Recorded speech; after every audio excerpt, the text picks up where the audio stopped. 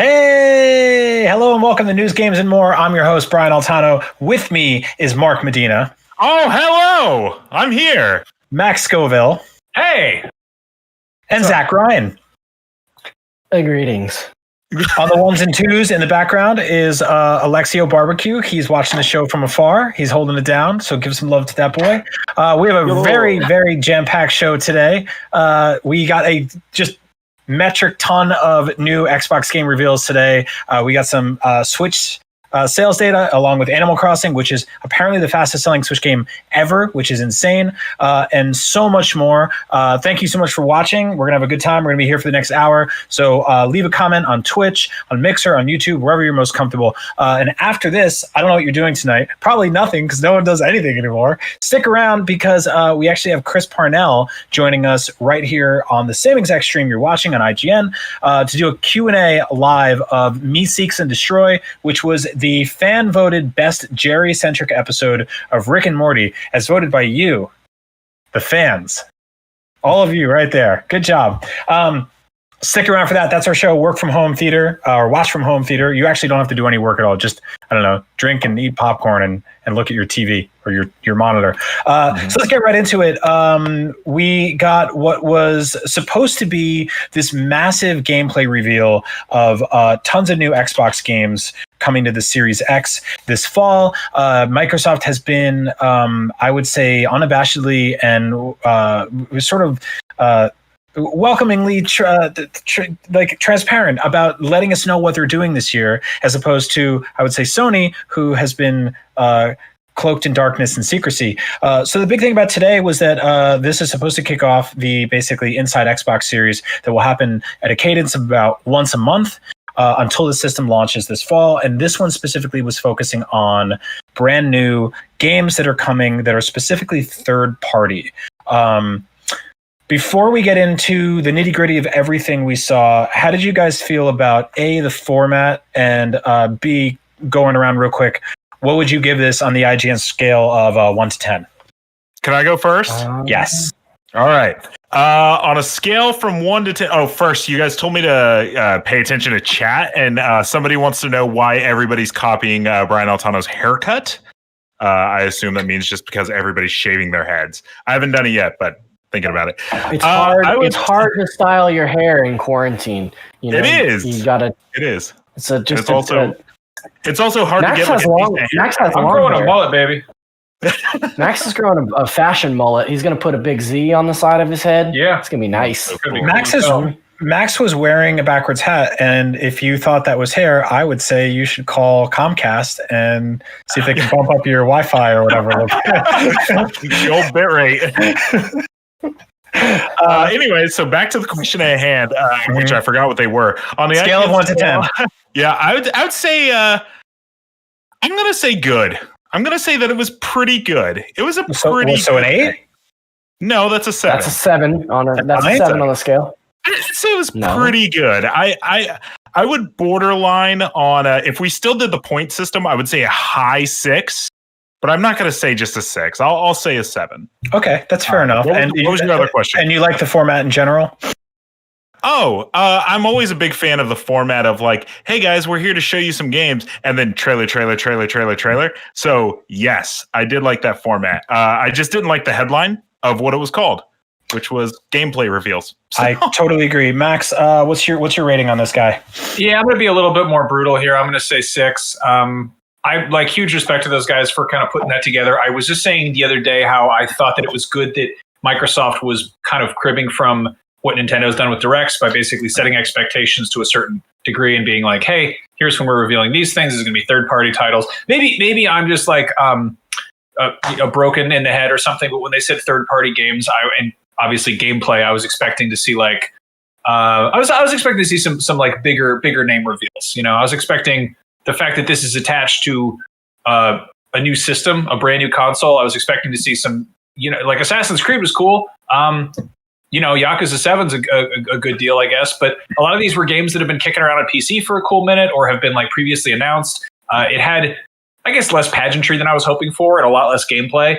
And I feel like they could have been a little bit better about not getting people super like jazzed up about this. But also like presentation wise, I was saying that they were kind of aping Nintendo Directs. I feel like they very much took some cues from the sort of Treehouse Live that happens at E3, where after there's a bunch of trailers and everyone's like super jazzed up, then they kind of like they switch over to some sort of like slow, like lower energy interviews. And everyone's sort of like hanging on there to be like, are they going to show more stuff? And it's just sort of like peters out usually.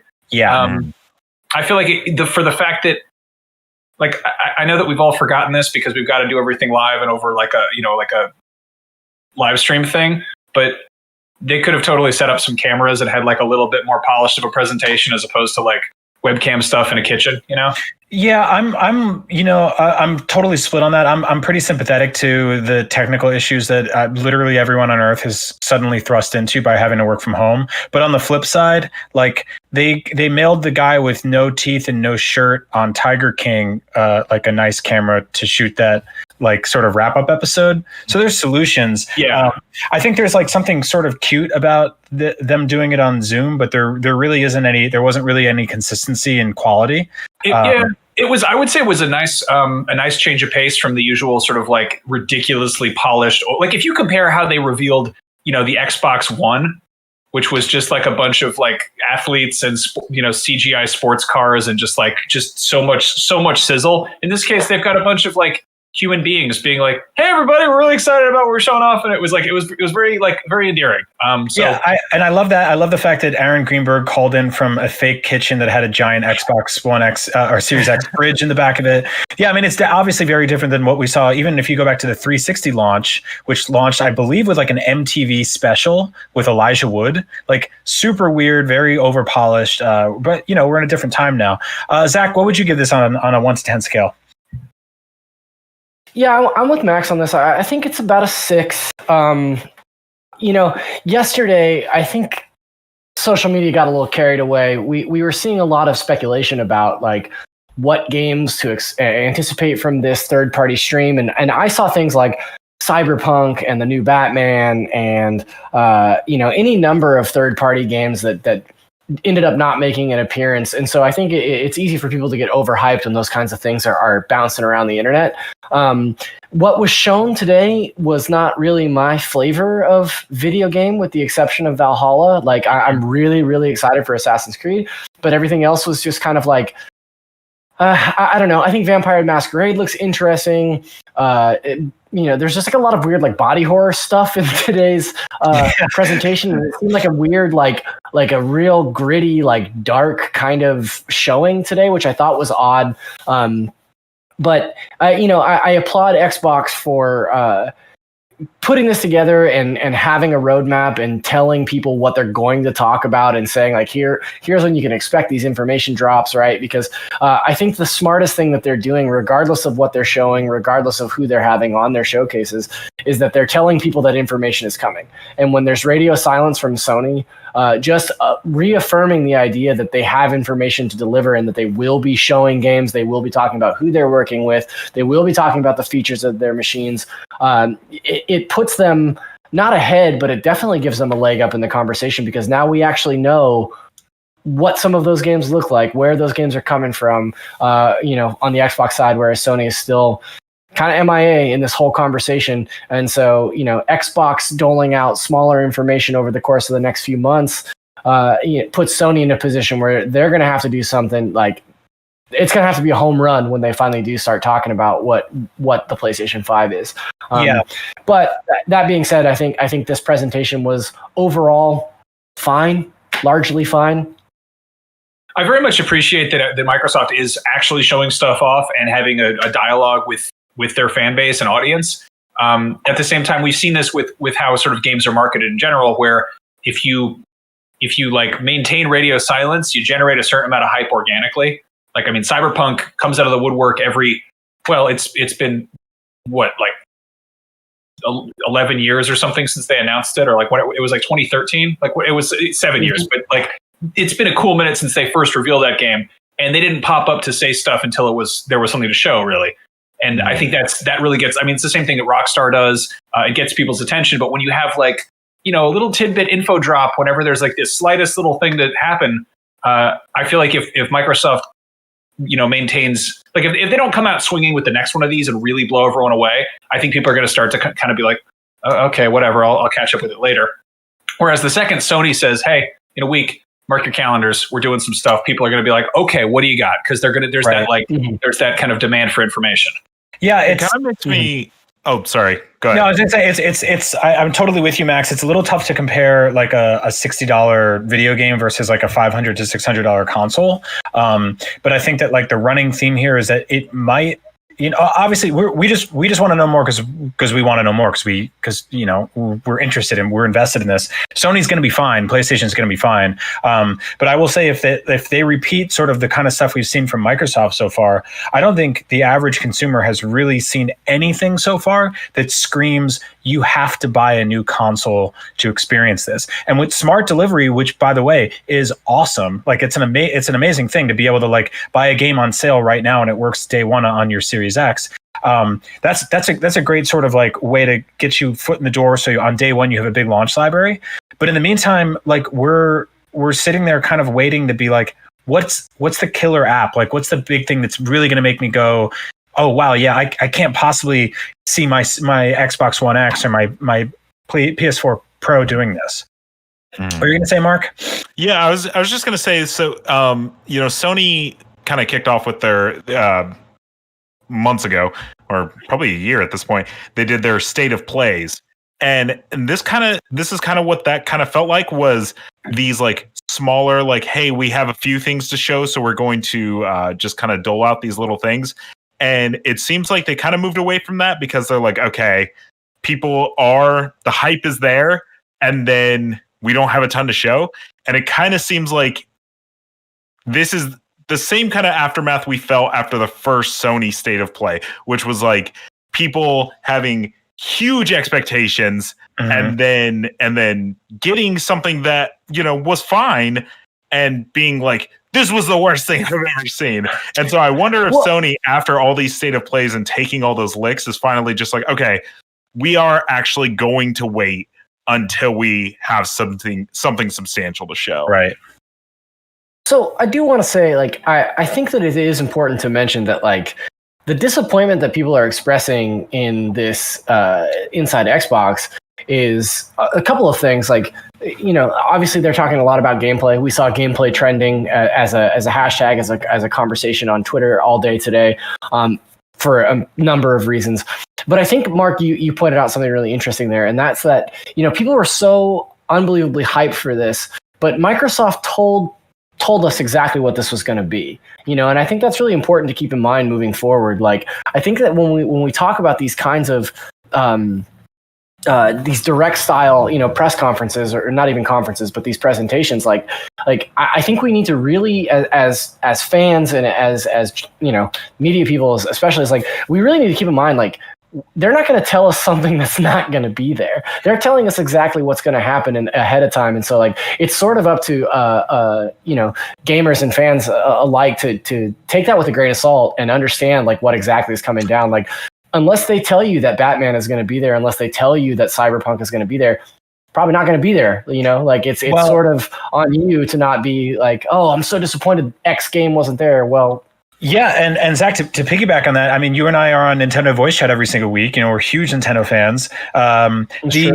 A thing that Nintendo had to start doing was to straight up say what wouldn't be there, because otherwise the dreams go through the roof. And so, like, we're not even at a point where they have to say this will be there. They have to say this won't be there. Like, we are just focusing on, I remember leading up to the Switch, they were like, we're not showing anything for the Switch. Zelda's not going to be there. Please just enjoy everything else. And please don't come away disappointed. And people still would watch that and be like, where's Link?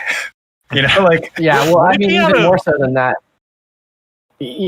than that, they've gone so far as to say, like breaking down directs into smaller 20-minute directs and saying, this is a Smash direct, this is an Animal Crossing direct, this is an Indies direct, so that people aren't saying, like, ooh, we're going to see that new Zelda, because then when it doesn't happen, people go on Twitter and they're like, where the F is Zelda? Like, why isn't this happening? There's Animal Crossing. I'm really surprised. Like, I was looking at this when Assassin's Creed Valhalla got announced, and there was sort of this day where they were like, we're going to own the messaging, and they pretty much, I was expecting them to do what they did last year with Ghost Recon Breakpoint, where they pretty much were like, okay, here's your cinematic trailer, here's a solid chunk of gameplay, and here's like a long Q&A. And it's pretty much one of those things where like you can tune in for the sizzle, you can sit there for like a little bit more substance, and if you're really into it, you can actually sit there and pay attention to what they have to offer. And I feel like Assassin's Creed is one of those franchises that has enough weight to it that people would tune in for that. And I don't know if they were just like, let's just scatter the message between our little announcement thing and then put it in Microsoft's thing. But I guess, I don't know. See, Max, what you're saying, you're spot on. That works so well during E3, because they can be like, okay, so the Microsoft press conference gets 5 minutes, and then the PlayStation press conference gets 5 minutes, and then the Ubisoft press conference gets 10 minutes. And so by the end of a 24-hour window, you are inundated with information about this game, and you get it. You're locked in, and you're like, I know what I'm buying. I've seen cinematic trailers, gameplay. I've seen even maybe some multiplayer features. I have an idea of like all the different SKUs that are being that was the thing they did a month before E3 last year. Yeah, which I thought was fascinating. And we're especially right now, and I think that's what we're going to get with Cyberpunk, because they announced that like Night City live radio event or whatever, which I think is going to be basically any game that's big enough to have its own little press conference should probably be exploring that. And it's I can understand why some of the games that we saw today are definitely they're smaller scale. Like it's the kind of thing that like I don't like what was the HR Giger one? What's it called? Like Scorn. Yeah. Sorry, I was thinking like Purge, Crave, something. Did you think that looked like HR Giger? Really? I mean, you like it's just a little tiny bit, Oh, man, this game has been. Funny you point that out. I didn't see it personally. No, I'm just kidding. It's so aggressively HR Giger.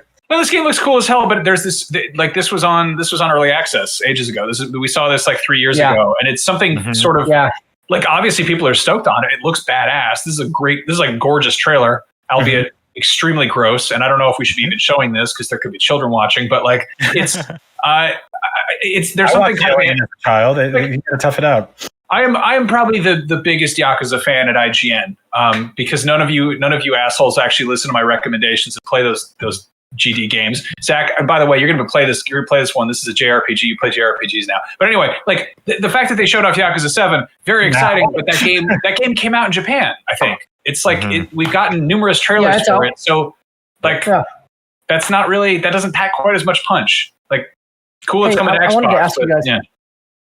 I wanted to ask you guys about this Scorn game. You guys think a lot of those things look like wangs in that game? Oh yeah, big there's time. A lot of there's a lot of weird wangs in that game. There was a lot of pooters and dingleberries and rods. You guys know what this game is about, right?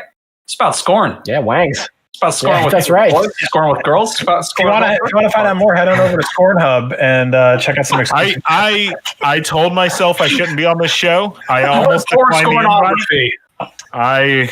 You're guilty by association, Mark Medina. You're in too deep now, just like Scorn.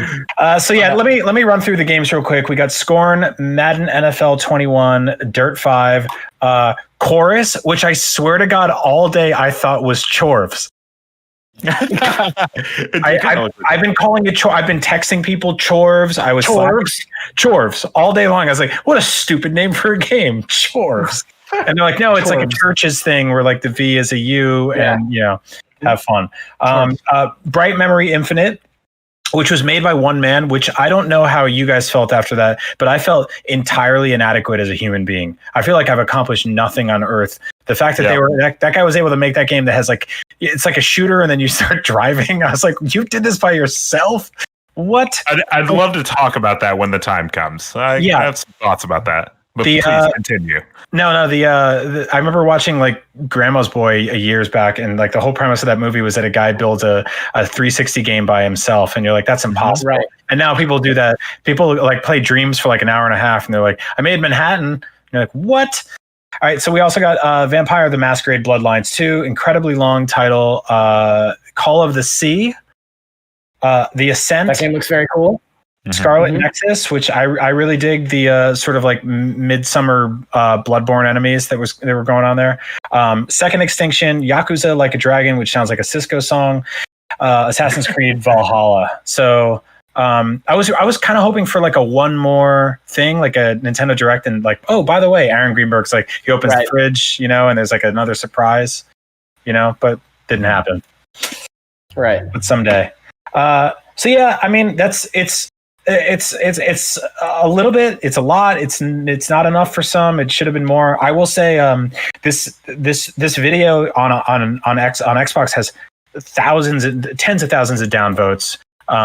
People were pretty upset about it not being what they wanted it to be. I don't want to normalize sort of lowered expectations, but I will say shit is weird right now, and so I felt pretty happy to even get something remotely shaped like something like this. I can't imagine what it's like to get all those moving parts together during a global pandemic. That said, I have a feeling that's going to be a running theme for this year. Our own Tom Marks at IGN put up an article today that's called "Lower Your Expectations for Next Gen Graphics," and I think that's a good theme to sort of carry across the board for everything we're talking about here, because yeah, I think things will look better in the way that they've looked better in each generation, but I think that this generation specifically, it'll be more so about like background loading speeds and crowd sizes and physics and the kinds of things that happen behind the scenes and make a game more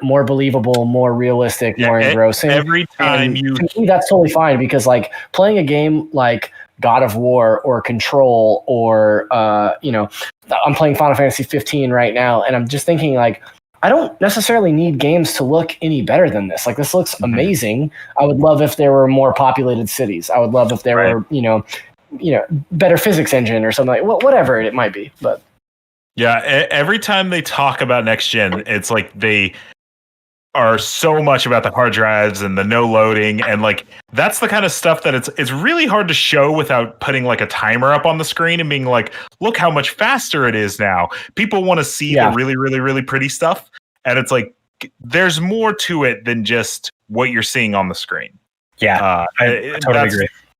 Games are going to feel different. Like you feel Wolfenstein, and it runs at 60 frames per second on PS4, but there's just a tiny bit of input lag that you're like, I wish this was a little smoother. That's the kind of stuff that I'm excited for. Yeah, me too. And it's also like, having sort of like being able to start up any game that you have 5 games concurrently sort of resting on your Series X or your PS5 and hitting a button and jumping in. I really dig that. I mean, right now we basically, you have the choice of only playing one game at a time. And I don't know, there are a lot of people that play games like that. I'm too scatterbrained to do that. I like jumping around between different things. And so that'll be little improvements under the hood. I think will go a long way. New controllers and stuff like that, obviously. But yeah, so far this hasn't really been like screaming next gen to me. I think one of the big hurdles for this year specifically is we will not be able to test these things. The average consumer won't be able to play these things in malls and video game stores and brick and mortar retail shops because things are weird right now. And number two, a lot of these games look so impressive and are running at such high fidelity that streaming a press conference like this, in air quotes, on YouTube is really not going to do it justice. Like, I'm on a hardwired fiber internet connection, and I was watching some of the stuff being like, oh, well, that's definitely been funneled through a bunch of different. No, they don't stream this at like 4K with HDR kicked in. Like, you have to go out of your way for. And apparently, the whole thing with PS5 is like weird surround sound nonsense. Mm-hmm. Like, I think that there's going to be a lot of little tiny tweaks that happen this generation that are going to be really cool when we get the stuff in our hands. But like the sort of face value, like graphical improvements aren't going to be that big of a thing. Because like look at sort of the biggest recent games and tell me that like you can see a massive jump from that. Like, right. Where are they gonna go? Like, where do you even go from there? Like, I was playing Spider-Man on PS4 because I never played the DLC, and I have all this time now because I don't commute anymore. And I was like, I'm going to go back and I'm going to play all the DLC for Spider-Man. And I'm just sitting there playing it, and I'm like, God, this game's beautiful. Right. And honestly, I don't really need the game to run or look any better. But then when I fast travel on the subway, that could be a little shorter. Mm-hmm. I got a question for you. Why are you fast traveling on the subway? The locomotion in that game is the best part of that game. I know. Counterpoint, it's the cutscenes are adorable when he goes in the subway. It's true. Well, let me give a better example. I play a lot of Fallout 76. Hi, chat. And I honestly have to like put a TV show on or something like that because the amount of loading screens you see in that game are they're astronomical. Hey, Mark. Yeah. When I was saying like look at current games and tell me they can't look better than this, I definitely wasn't talking about Fallout 76.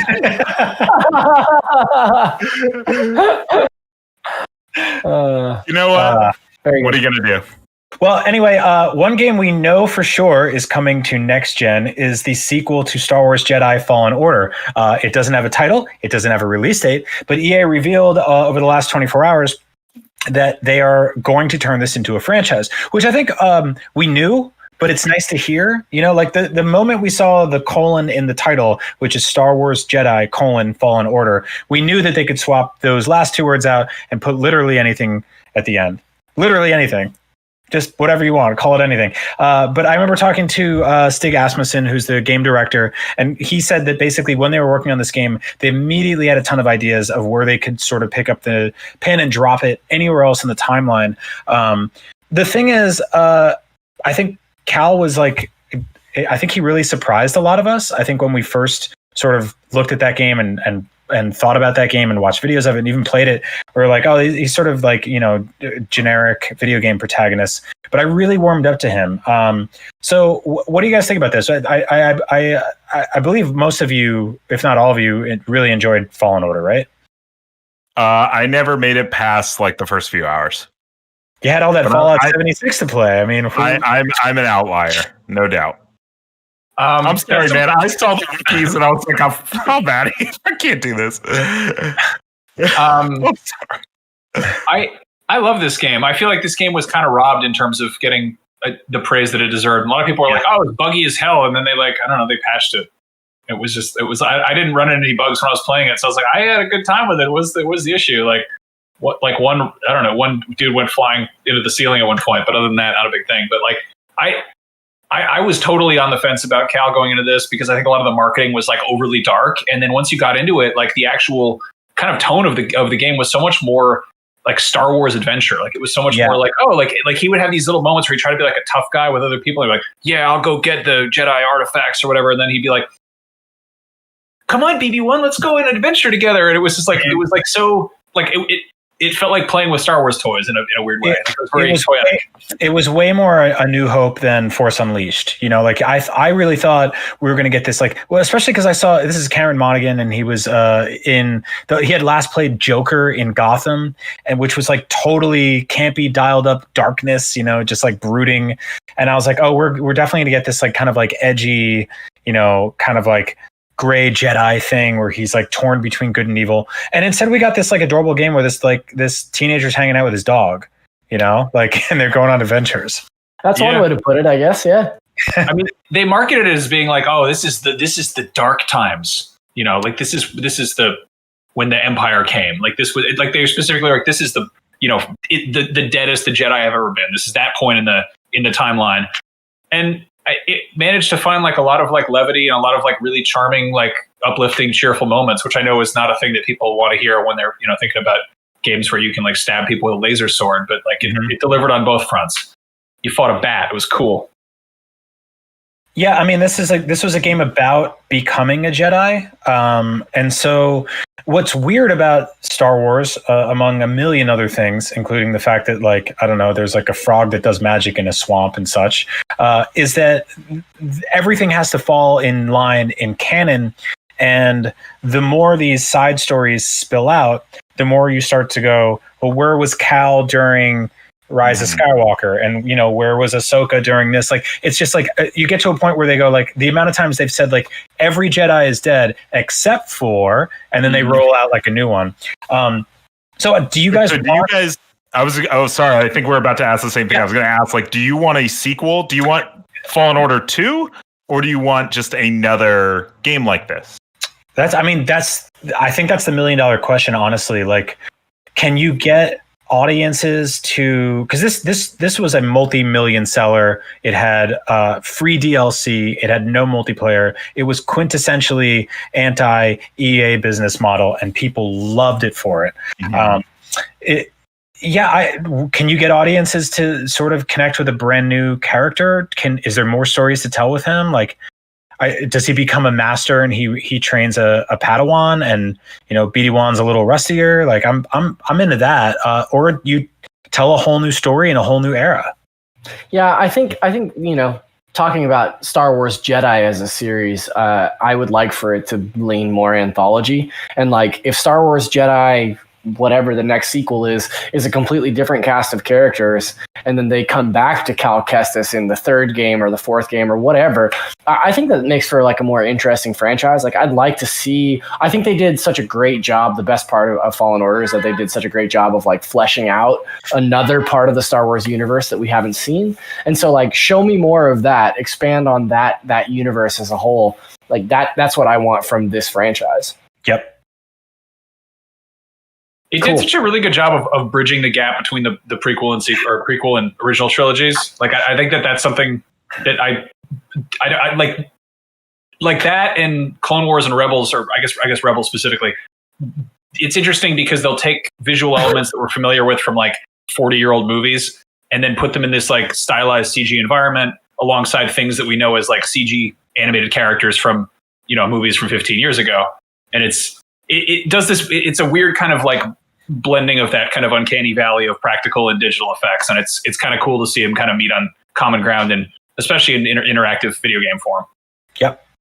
To hold us over until then, a very cool game that I think people have been excited for a while, Disintegration, got a release date today. That is June 16th on PS4, Xbox One, and PC via Steam. Purely digital launch, no physical version. This game looks pretty rad. It's basically a like a flying motorcycle shooter. So it's like a little bit of Call of Duty and a little bit of Extreme G. Like, have you guys not played it? Like, no, I haven't. Oh, okay. I've played it quite a bit. It's cool. It's more like a Overwatch. Like, it's every grab cycle has its own, like, do you want to be like a tank that's super powerful but can't get away, or do you want to be the little guy who can kind of maneuver around? But then also you have troops on the ground that kind of work with you. And so it's like a hero shooter, but every character is like 2 or 3 heroes. It's pretty fun. Yeah. I dig that. I will definitely play this game. It looks like the kind of nonsense that I need right now, especially during this summer. Like, this is, I feel like we went into this year being like, this is going to be one of the biggest years for video games ever, and it was quiet for a while, and then we got a couple of spikes, and then I think it kind of slowed down again. And so I'm all for something that's not necessarily like mindless, but something that's not necessarily like too deep and too meaty, because I just kind of want some nonsense to play right now. You know what's great about multiplayer? It's fun to get on the headset and just like play with your friends. It's right. One of those. The cool thing about multiplayer games is that there's no spoilers. Like, there's not that like gun to the head pressure to be like, I gotta finish this 20-hour experience, otherwise the experience will be ruined. Like, there's none of that pressure, which you have with any narrative thing. It's just one of you can jump in there for 20 minutes and get killed, and you're like, I guess the hero lost in that particular episode. Hero being me, because I suck. Let's see. Speaking of being locked down in quarantine and not having a lot to do, if you have 12 hours to kill, Andy Serkis is going to be doing a live reading of The Hobbit for health charities. That is the original book, not the screenplay of the trilogy. Did they make 3 of those movies? I clocked out. Yeah, that's a lot. I don't know. So Andy Serkis is awesome. He's one of the best voice actors in, I would say, movie history, and also like an incredible physical actor. And I don't know how much that's going to play into him doing a live reading, but I've been really enjoying this new trend of celebrities reading books.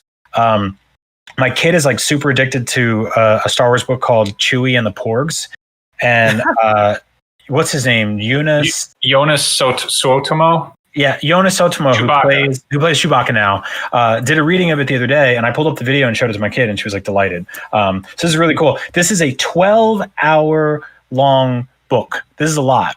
So It's not a long book. It's not that long of a book. It's not that long of a book if you were to sit down and read a book. I'm saying if you were to like read it to somebody else for 12 hours, then it's a long book. So I was looking at this and I was like, just like, okay, is that like, it's not that long of a book, but also like, what's the average reading speed of The Hobbit? And I looked it up, and the audiobook is 11 hours and 4 minutes long.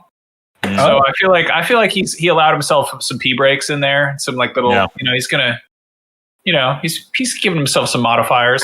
How do you prepare for that? You're like, okay, you just kind of gotta like, you get some water, get some coffee, and you're like, all right, this is me for 12 hours. Let's go. Yeah, I think the first way that you prepare for it is by reading that book aloud a lot, right? Because like the last thing that you want to do in a 12-hour live stream is be like stammering and having read it for the first time, in that moment. Yeah. He's going to do voices though, right? I was thinking about this. He's definitely going to do the voice for Gollum. But this means we get to hear what it sounds like when Andy Serkis does the voice for like Bilbo, and then all of those other dwarves, and then it's in Smog. So like, I don't know. We get to Duffel and Notch and Smeagol's and Frito, all of them. Dorito. Yep. So many famous little men. All my favorite hobbits, and they got such hairy feet. That's a good. I would so much rather tune into this than I don't know. Like it's a fairy tale book. Like it's a fairly short novel, and it's like that's kind of sweet that he's like, I'm going to be in my armchair and I'm going to get in here and do this. I don't know. Like, I haven't read this book because I don't hate myself that much. But are there parts of the book where they talk about food, like where he could like actually take like a natural food break?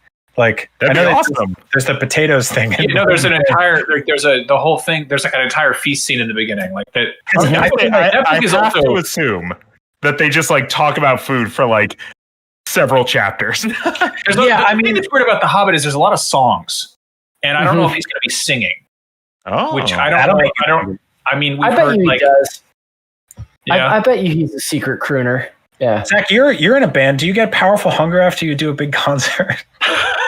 Yeah, the first thing that I do as soon as my band finishes a set is I run backstage and I eat as many hot dogs as I can. I just eat a bunch of hot dogs, and then only then do I feel normal again. Because like playing music gives you a real hunger. I kind of want to steal this 4 hot dogs. I want to steal this Andy Serkis idea, and I want to take like a beloved fantasy novella or something, but then I want to like dress up in like baseball attire and have like all these summer foods and just be like, it's the all-American fantasy cookout hour, and just feed hot dogs. I fully support you in this endeavor. I want a piece of that. That sounds great. Is it possible to like lose a charity money? Because I think you might pull that off. So at the end of that stream, like you actually have to donate yourself, Max. Like, we're trying to raise money for kids with Oscar Mayer syndrome. Speaking of things that take a long ass time and don't make a lot of sense and have short, bizarre little animal people in it. Animal Crossing. There we go. Yeah. Animal Crossing is one of the most popular games on Earth right now. It's inescapable on social media. Many of us have put hundreds of hours into it. Some have even dropped off. But Animal Crossing, believe it or not, is the fastest selling Nintendo Switch game of all time. This means it's sold at a faster rate than Super Mario Odyssey, Breath of the Wild, Mario Kart. Literally every single big game that's ever come to the system has been defeated by this bizarre little island simulator. Do you know what this means? What? This means that Nintendo can finally pay off the loans it has on the 6 rooms in its house. That's true. That is true. It's actually a love hotel. And so the cool thing about this is not only is it the fastest selling, it sold 13 million copies according to NPD, which actually only tracked about 13 days of it being on sale, which means it sold 1 million units a day. A specific amount, like a very high quantity of those were digital, which A, is not surprising because of the nature of this game. It's one of those things I think people want on their systems at all time. But B, given the nature of the sort of global pandemic and the closure of physical video game stores that happened pretty much exactly at the same clip as when this game was released, Yeah, Animal Crossing. I remember I bought that game and then like GameStop closed the next day or something. Yep. And so this has actually already outsold Pokemon Let's Go, Pikachu, and Eevee. That means that's total sales for those games have been already beaten. So the best-selling Nintendo Switch game of all time is Mario Kart 8, which is a Wii U port, which is still crazy. That's at 25 million. So Animal Crossing is at a little bit more, or just around half of that in a month. So what do you guys think? Is this going to become the best-selling Switch game of all time? Animal Crossing to me is 100%. Yeah, I think so. I think Animal Crossing is a lot like Pokemon Go. Pokemon Go was this thing, right, that everybody was playing that game. Everybody's grandma was playing that game, right? And Animal Crossing, I'm sorry if this is weird to put it in this perspective, but Animal Crossing is always going to be like the pandemic game. It's going to be the game that hit right when everybody got ordered to work from home. And so everybody's playing this game. People that you wouldn't even expect. Danny Trejo is like looking for people to hang out with because like everybody's playing this game because we don't have anything else to do. No, it's insane. It was, I think it was just today, Alexandria Ocasio-Cortez was like, hey, can I come to your town and write a note on your message board? And I want to, I'm going to open my DMs just to like hang out with people. And I almost went wrong. I wanted to be like, oh, come to my town and check out my tiki bar. And then I remembered that all like people make fun of her for being a former bartender. And I was like, I'm not going to say anything to her. I'm just going to go to host this show. So yeah, this is a game that I think is going to consistently get updates for a very long time. And what's crazy about this is that 13 million people had to deal with that Bunny Day bullshit. 13 million people woke up one day and they're like, what are these eggs? Why are there so many eggs in this rock? Yeah. And so I think there's a lot of big stuff that's going to come to this game throughout the year. Obviously, this is the 35th anniversary of Super Mario. So we expect we're going to get a bunch of Mario stuff in this game. Every Animal Crossing game before this has had Mario stuff. Mark, you talked about the pandemic game. You're completely right. This is something that I will always connect in my brain with what's going on right now as escapism. That said, I believe New Leaf was one of the best-selling DS games. So this is a game that's had legitimate. It's like always been this like weird sleeper hit, and I think a lot of hardcore gamers, you know, like the kind of people that like pretty much only play like Dark Souls and shooters and stuff like that, they always look at this game and they're like, well, what do you do? And like, I don't like it's for kids, and like they're not wrong. Like you don't really do anything. Like you're not really like, you don't kill that owl, you know. And the reason I think it's a hit is I think people are like me. I've never played an Animal Crossing. And everything I saw pre-release didn't really like. I was like, I'll probably play Doom Eternal. I bought 2 copies of this game. You know, me and my wife both bought a copy of this game and played it for 150 hours. I don't think I would have done that if I was just sitting at home sitting at home all weekend. Right. I'm trying to think if there are any other like massive world events that have been sort of like coupled with a zeitgeist like this. Mm-hmm. Like if there's anything, I mean, I'm trying to think of like I don't know. Has anything ever this big happened worldwide that has been like sort of coincided with the release of some kind of media that sort of? No, I mean, I nothing that I can really think of. Like, I mean, this is obviously we're in a very interesting time right now. It's a sort of unprecedented first time in 100 years that we've had to deal with anything globally on this scale. And I'm talking about coronavirus, obviously, but I can't remember the not Animal Crossing. I thought you were talking about Animal Crossing. Yeah. It was Animal Crossing came out in 1920, and you had to draw it in dirt in your backyard. It was I don't know, Max. That's a really good question, because it's like, I mean, what else is really sort of forced everybody? The nearest I can think of, and this is obviously this is nowhere near as global, but like I remember post 9/11, like Lord of the Rings blew the hell up. I think specifically because it was this clear case of like good and evil, and people wanted this, like they wanted a fairy tale, they wanted things to be simple, and like, oh, there's a villain and we'll solve it, but it wasn't like this nebulous like.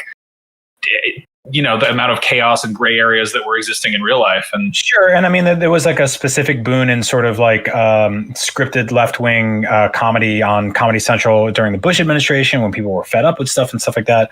And then, I mean, I don't know what sort of perfect storm created Avatar. That was just sort of general escapism and 3D movies. What was that? Like, why did that? I mean, I always say for Avatar specifically, it's because people treated that movie like a ride, and it was like this. It was the same way you would go on, the Millennium Falcon ride at Galaxy's Edge. Like you would, it was an event. They called it. It was the first time I remember in my life where people called something the movie event. But you mentioned Pokemon Go, Mark, and that's fascinating because if you think about that, that was a sort of perfect storm too, because that was right in the middle of summer, I believe, and I think everybody was just sort of like hanging out, walking around. They didn't have much to do. Kids were off of school and stuff like that. And if that game launched right now, it'd be dead in the water. In the same way, God, it would. Right. Yeah. And think of it. That was one of the most, I would say, impactful video game events of our life, if not ever, in terms of the way it dominated globally and brought people together in a physical space. There was 4 months ago, I was like walking by a park in my neighborhood and there were like 7 people in a circle on their phones. And I thought they were doing like a weird drug deal or like something worse. Until I realized that fill in the blanks. Until I realized that one of them had like a Pokemon Go sticker on his, or like a badge on his backpack, and they're all just trading Pokemon. Like this has been gigantic. And then you look at something like Quibi, which you don't look at it, but they launched this service that's basically bite-sized videos for you to watch in the few minutes while you're waiting at the for the bus, or you're waiting for, like your oil change, or all those little like boring moments that we used to have. And it was pretty much dead in the water on launch. And immediately people were like, put it on TV. I don't want to watch it on my phone, because people don't want to watch shit on their phone right now. They want to watch it on their TV because we're all home. So yeah, Animal Crossing has been fascinating. I think the fact that you can curl up on your couch and watch it while you're marathoning on Netflix, or you can play it on your TV are, sort of all part of the story here. But speaking of which, Nintendo Switch is continuing to crush it, I would say, hand in hand with everything going on with Animal Crossing. We got updated sales data for hardware sell-throughs on the Switch, and we are at just under 56 million systems sold globally. That puts it above the Super Nintendo, the N64, the GameCube, and the Wii U, which is not surprising at the end there. It's below the NES and the Wii, and I believe that's it, right?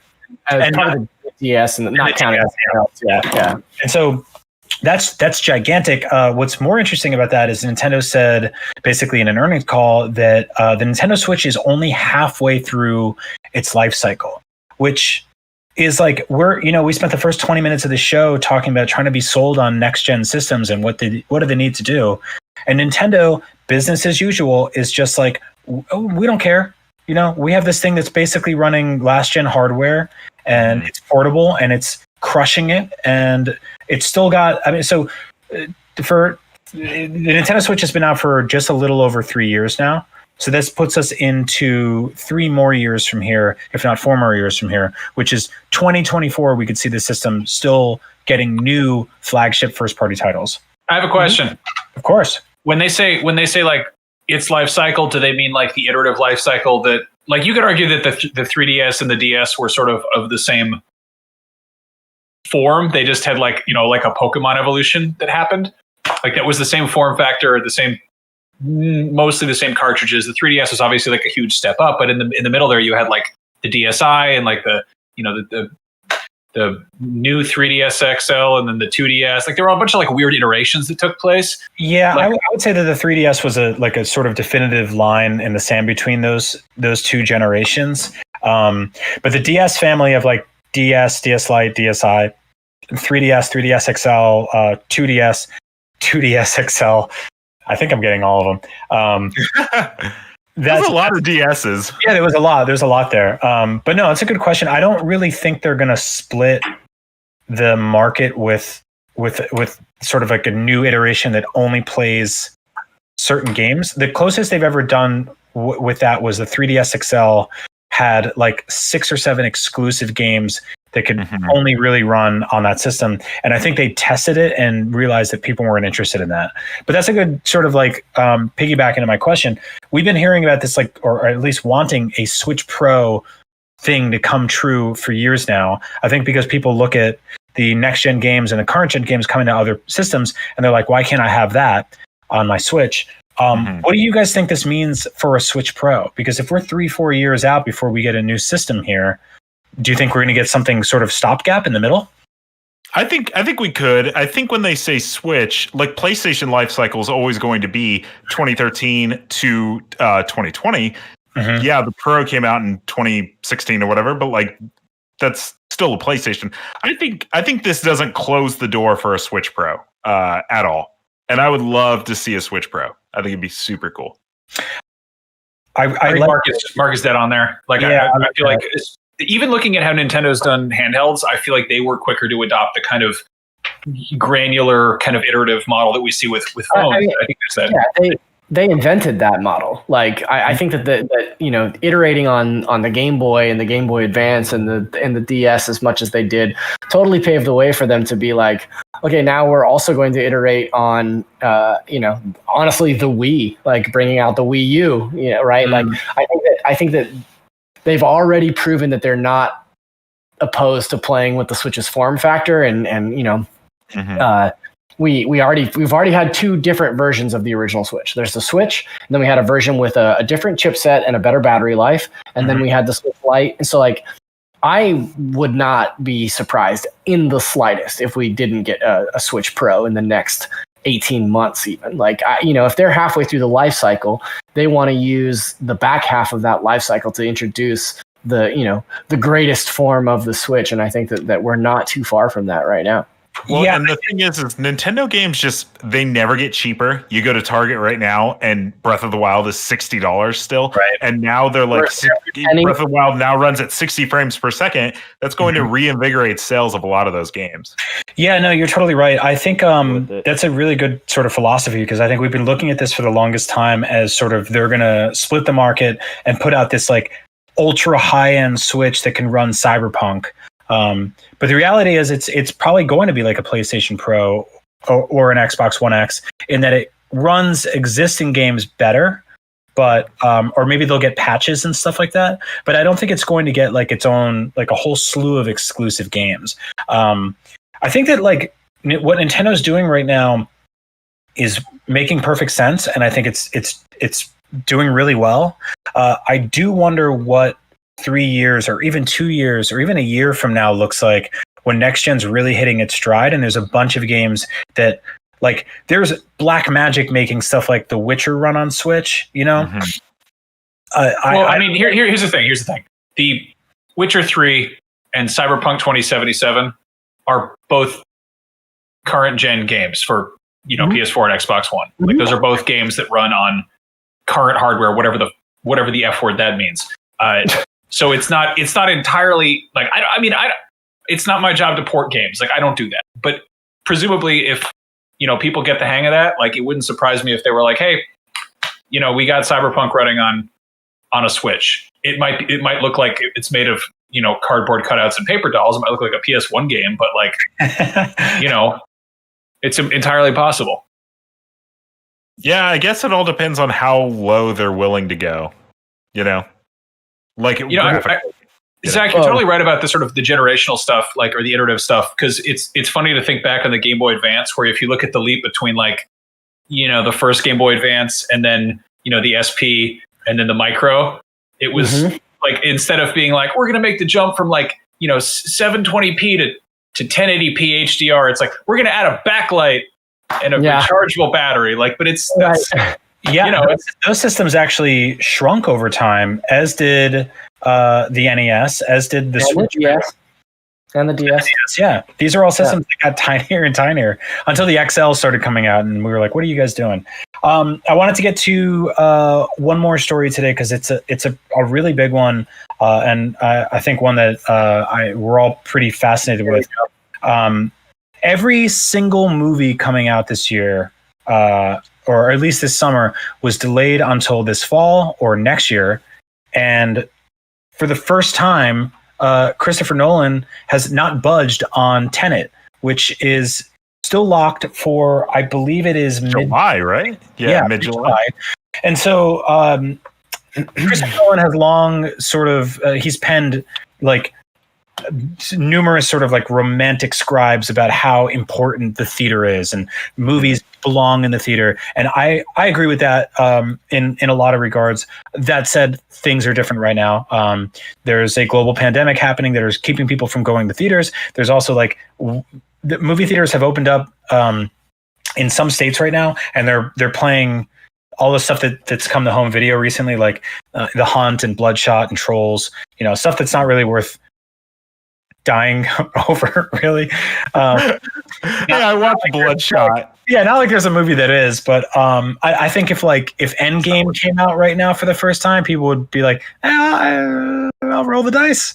But so Christopher Nolan does not want to budge on the release date for Tenet. I think he's talking to his studio, and they're saying, all right, we'll go with what you want to say. Mid-July is 2 months from now.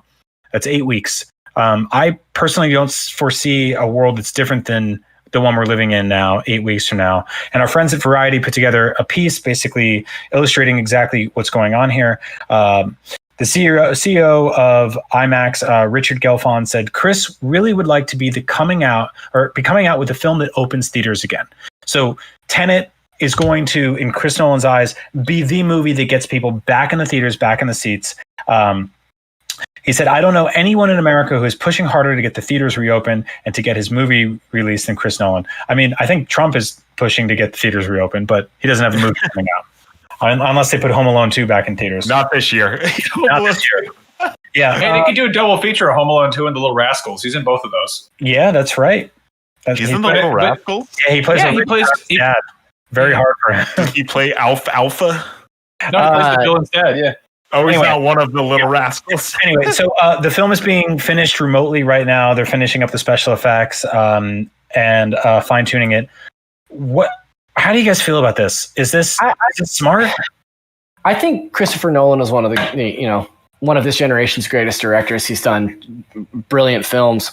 I'm really concerned that he's putting this movie out to pasture. Like, I understand the artistic integrity, and I understand the desire to have your giant IMAX film projected in an IMAX theater to an audience that is there to see it, right? Like, I totally get that. But also, like, 8 weeks from now is a scary time to think about cramming into a room with 150, 200 other people. And, this could be sorry for doing swears. This could be the best movie made. We don't know. But, like, even if it is, can you convince people to gather like that to see your movie? And if you can't, then you've poured your life and artistic talent and money into a box office bomb. And that's a bummer, man. Like, I'm really concerned that his desire for artistic integrity is going to put this film out to pasture, Yeah, I think there's a kind of a level of cuckoo bananas that happens with certain auteur directors. Sure. Like Quentin Tarantino releasing Hateful Eight in 70 millimeter against Force Awakens, for instance, being like, why did more people want to see my... Plus, there's that whole thing with the feet that he loves too. He does love the feet. That's a much smaller. That's just like a weird taste thing. But the fact that he was like going up against Force Awakens and being like, "Why didn't people want to see this?" And it's like, well, he made like a stage play in like an old antique, cabin.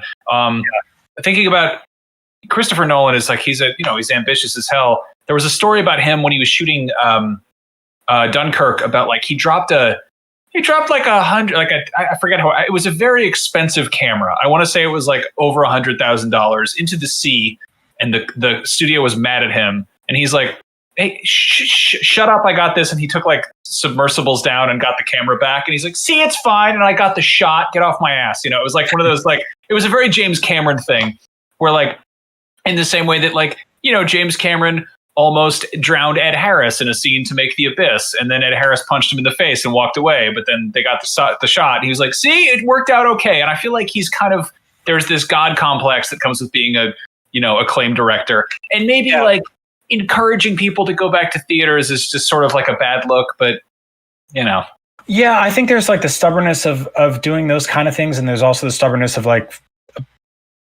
giving people who really want to see your movie no other option than to potentially put their life in jeopardy. There are some theaters that are opening right now, and a thing that they're doing is reducing ticket prices. So it's like $5.75 to see a movie instead of like $10, $12, $13. They're doing a thing where basically they're packing the theaters at a half or a third capacity.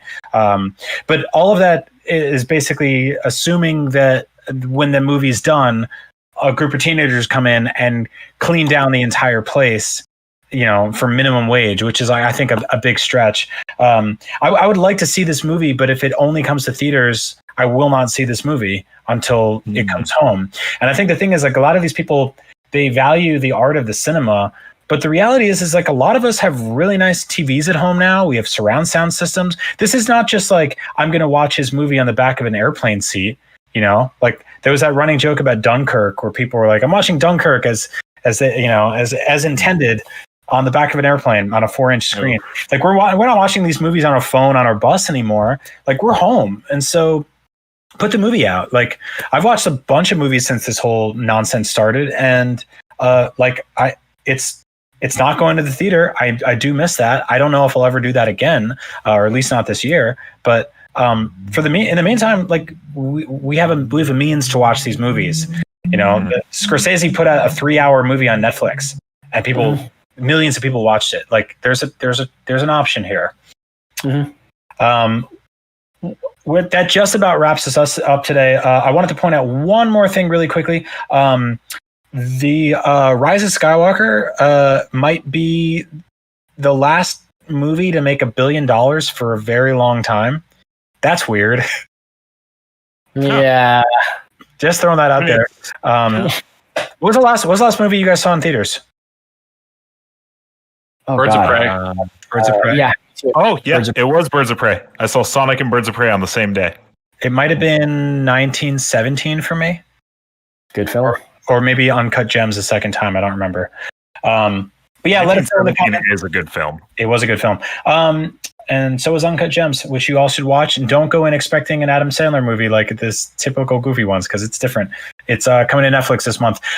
Ladies and gentlemen, thank you so much for watching News, Games, and More. We'll be back tomorrow with another episode, followed by a full hour of Up at Noon Live with myself, Max Scoville, and former IGN friend Mike Drucker. He'll be joining us. But stick around right after this, because we've got Chris Parnell joining us for a Q&A watch-along of Me, Seeks, and Destroy, the Rick and Morty episode that you all voted for. So thank you so much for watching. Thank you, Zach. Thank you, Mark. Thank you, Max. And we'll see you guys soon.